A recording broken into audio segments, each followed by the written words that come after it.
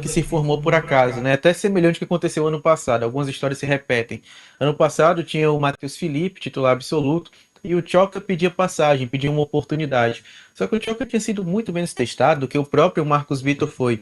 O Choca tinha feito uma boa partida, na verdade um meio tempo bom, e depois o Matheus Felipe tinha voltado à titularidade e a dupla permanecia com David Ricardo e Matheus Felipe. Até inicialmente a dupla era diferente.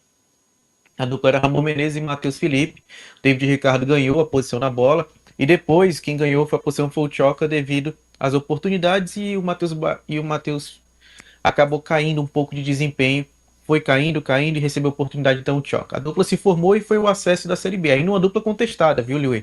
Porque por mais que tenha sido fundamental o processo, vamos lembrar que o Ceará tinha como forte o ataque, enquanto a defesa sofria muito. E por sinal, era uma preocupação do torcedor para a Série A.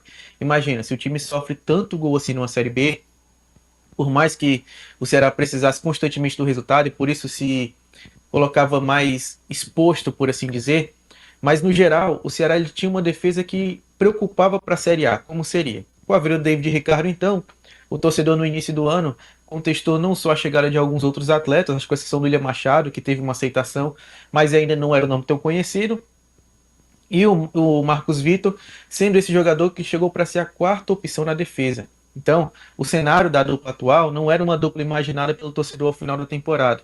E só que essa dupla assumiu a posição, vem conquistando os resultados, vem conquistando um bom desempenho. E o Marcos Vitor, para mim, apesar do William Machado fazer uma baita temporada, o Marcos Vitor é o atual jogador do Ceará que vem numa maior crescente.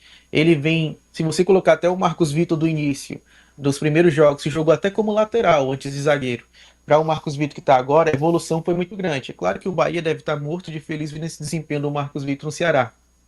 Mas, mais uma vez, um atleta revelado pela base do vovô, que vinha de uma temporada ruim no Bahia, vinha uma temporada sem oportunidade na sequência por conta disso.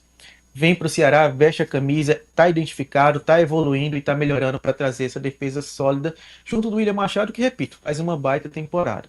Até recapitulando o que eu estava falando, Liway, como veio a dupla da Série B, a dupla da Série A da mesma forma, caiu o desempenho do Marlon, o Marcos Vitor pedia espaço e não entrou em qualquer jogo. A primeira partida dele na Série A foi contra o Cruzeiro, que ele foi muito bem, e depois ali foi tendo uma sequência que foi melhorando cada vez mais.